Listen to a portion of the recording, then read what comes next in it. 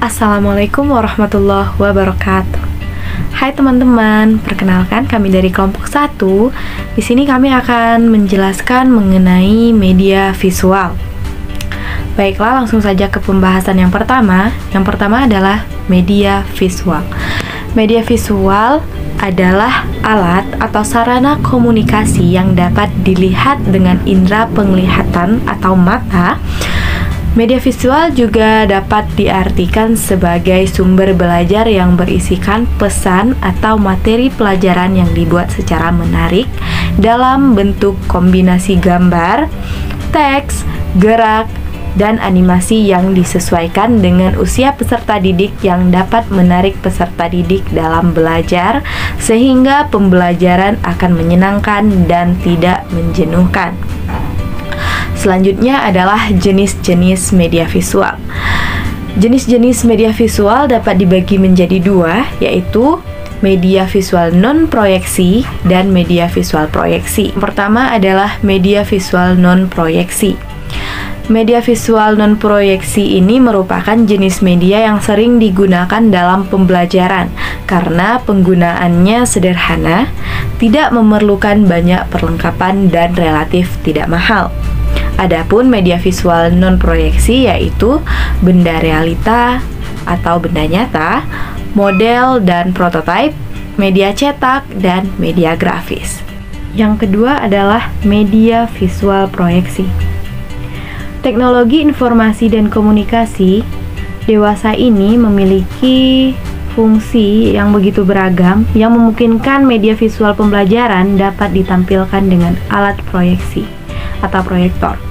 Visual proyeksi dapat dibuat dari kreasi hasil pemotretan menggunakan kamera dan hasil kreasi tanpa kamera, melainkan menggunakan program aplikasi yang tersedia dalam berbagai macam seperti PowerPoint, Hand and Draw, AutoCAD, Paint, dan masih banyak yang lainnya.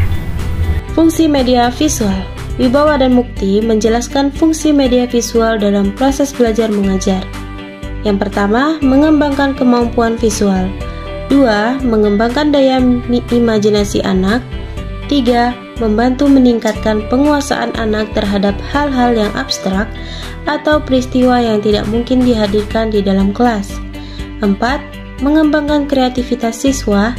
5. Memperjelas pengertian atau konsep yang abstrak kepada siswa. 6. Membantu siswa lebih mudah memahami makna pesan yang dibicarakan dalam proses pembelajaran. 7.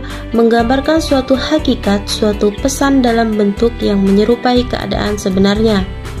8. Memvisualisasikan pesan verbal dan makna isi pesan dari menyederhanakan makna dalam bentuk visualisasi. 9. Merangsang anak untuk mempelajari lebih jauh dan atau ingin lebih tahu hakikat dari pesan yang disampaikan. 10. Membuka diskusi yang efektif. 11. Menumbuhkan minat baca. 12. Membangkitkan motivasi, minat, dan ingatan. Yang terakhir, mengembangkan perbendaharaan kata dan keterampilan membaca. Adapun tujuan menggunakan media visual yaitu 1. Agar pembelajar tidak hanya bersifat monoton, melainkan pembelajaran tersebut dibuat lebih menarik, efektif, dan efisien, sehingga dapat memudahkan siswa dalam mencerna maupun menerima pelajaran dengan baik. 2. Untuk meningkatkan efisiensi proses pembelajaran.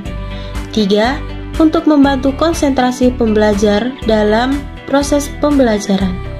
4. Untuk menumbuhkan daya tarik siswa dalam belajar karena dipenuhi dengan berbagai gambar menarik, sehingga dapat mengurangi rasa kebosanan siswa dalam belajar.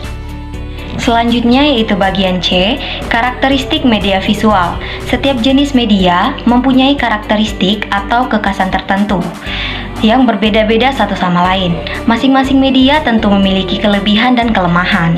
Secara garis besar, unsur-unsur yang terdapat dalam media visual terdiri dari garis, bentuk, warna, dan tekstur menurut Arsyad tahun 1997. Untuk memberikan kesan penekanan, juga untuk membangun kemenarikan dan keterpaduan, bahkan dapat mempertinggi realisme dan menciptakan respon emosional diperlukan warna. Sementara, tekstur digunakan untuk menambah penekanan sebagaimana halnya warna. Dalam mengembangkan sebuah media pembelajaran, perlu diperhatikan beberapa prinsip agar media tersebut memberikan pengaruh efektif dalam pencapaian tujuan pembelajaran. Arsyad tahun 1997 menyatakan simbol pesan visual memiliki 3 prinsip, yaitu yang pertama, kesederhanaan. Secara umum mengacu kepada sejumlah elemen yang terkandung dalam sebuah visual. Jumlah elemen yang lebih sedikit memudahkan peserta didik menangkap dan memahami pesan yang disajikan visual itu. Pesan informasi yang panjang dan rumit harus dibagi ke dalam beberapa bahan visual yang mudah dipahami. Kata-kata harus memakai huruf yang sederhana dan gaya huruf yang mudah terbaca. Selanjutnya yang kedua yaitu ada penekanan. Meskipun rancangan visual dibuat dengan sesederhana mungkin, seringkali konsep yang ingin disajikan memerlukan penekanan terhadap salah satu unsur yang akan menjadi pusat perhatian peserta didik. Dengan menggunakan ukuran, hubungan-hubungan, perspektif, warna atau ruang penerangan dapat diberikan unsur penting. Yang ketiga, keterpaduan. Ia mengacu kepada hubungan yang terdapat di antara elemen-elemen visual yang ketika diamati akan berfungsi bersama-sama. Elemen-elemen itu harus saling terkait dan menyatu sebagai suatu keseluruhan yang dapat dikenal dan dapat membantu pemahaman pesan dan informasi yang dikandungnya. Misalnya, jika kita menginformasikan tentang guru yang sedang mengajar di kelas, maka elemen-elemen yang terkandung di dalam informasi itu harus ada, seperti guru, siswa, bangku, papan tulis, dan lain-lain. Oke teman-teman, dari penjelasan teman-teman saya sebelumnya mengenai pengertian, jenis-jenis, dan fungsi dari media visual, pastinya kalian bertanya-tanya apa sih kelebihan dan kekurangan dari media visual ini. Nah, pada kesempatan kali ini saya akan menjelaskan mengenai kelebihan dan kekurangan dari media visual.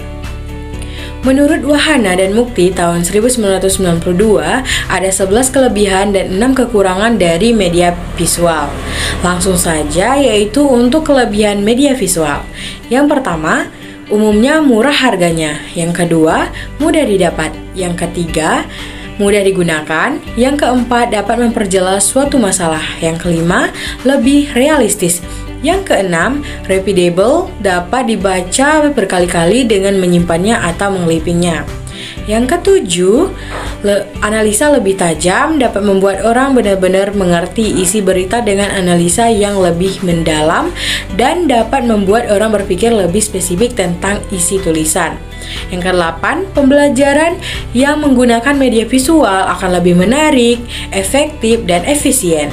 Yang kesembilan, proses pembelajarannya akan lebih menyenangkan dan tidak menjenuhkan karena disertai dengan kombinasi gambar yang menarik.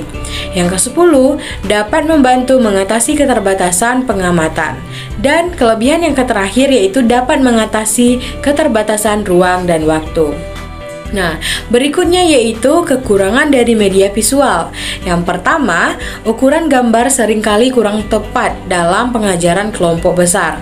Kemudian yang kedua, memerlukan ketersediaan sumber dan keterampilan, serta kejelian guru dapat memanfaatkannya. Yang ketiga, lambat dan kurang praktis. Dan yang keempat, tidak adanya audio media visual, hanya berbentuk tulisan. Tentu tidak dapat didengar sehingga kurang mendetail materi yang disampaikan. Yang kelima, visual yang terbatas. Media ini hanya dapat memberikan visual berupa gambar yang memiliki isi berita.